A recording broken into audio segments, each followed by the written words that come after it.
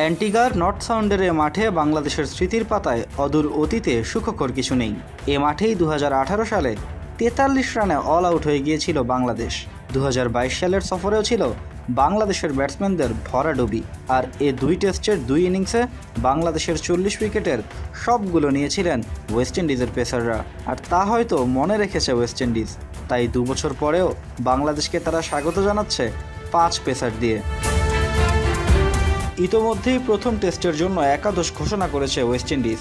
সামাজিক যোগাযোগ মাধ্যম ফেসবুক পেজে তারা তাদের একাদশটি পোস্ট করেছে। সেই একাদশে আছেন 4 বিশেষজ্ঞ পেসার। অলরাউন্ডার গ্রিফকে সাথে নিলে পেসারের সংখ্যা দাঁড়ায় 5-এ। পুরো একাদশে নেই একজন এক্সপার্ট স্পিনার। পেসারদের বিশ্রাম দিতে হাত ঘোরাতে পারেন অধিনায়ক ক্রেগ ব্র্যাথওয়েট, কাভেম হজ বা মিকাইল। ক্যারিবিয়ানরা সর্বশেষ টেস্ট খেলেছিল আগস্টে। ঘরের মাঠে দক্ষিণ আফ্রিকার বিপক্ষে টেস্ট সিরিজ খেলেছিল ওয়েস্ট ইন্ডিজ। ওই সফরের শেষ ম্যাচের একাদশে ছিলেন না কেমার রোচ। বাংলাদেশের বিপক্ষে প্রথম টেস্টের একাদশে রাখা হয়েছে এই অভিজ্ঞ পেসারকে। সাথে 3 পেসার হলেন আলজারি জোসেফ, শামার জোসেফ এবং জেইডেন সিলস। এই সিরিজের স্কোয়াডে নেই গুডাকেশ মোটি। স্পিনার জোমেল ওয়ারিকান ছিলেন স্কোয়াডে, কিন্তু জায়গা পাননি একাদশে। 2018 সালে এ মাঠে মাত্র 43 রানে গুটিয়ে যাওয়ার ম্যাচে দ্বিতীয় ইনিংসে বাংলাদেশ করেছিল 144। 2022 সালেও এ মাঠে ওয়েস্ট ইন্ডিজের পেসারদের সামনে কুপোকাত হয়েছিল বাংলাদেশের ব্যাটসম্যানরা। প্রথম ইনিংসে বাংলাদেশ করেছিল 103, দ্বিতীয় ইনিংসে অল আউট হয় 245 রানে। অর্থাৎ এ মাঠে শেষ 2 টেস্টে ইনিংস প্রতি গড়ে বাংলাদেশ করেছে মাত্র 133.75 রান।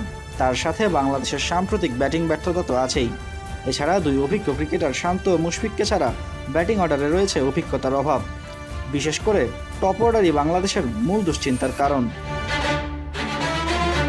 তবে উইন্ডিজ পেসারদের সাথে তাল মিলিয়ে গতির ঝড় তোলার মতো সামর্থ্য রয়েছে বাংলাদেশের স্কোয়াডের পেসারদেরও। প্রস্তুতি ম্যাচে দারুণ বোলিং করেছেন হাসান মাহমুদ। ছিল সুইং, লাইন আর লেংথ ছিল নিয়ন্ত্রিত। আর গতি দিয়ে ব্যাটারদের পরাস্ত করতে প্রস্তুত আছেন নাহিদ রানা।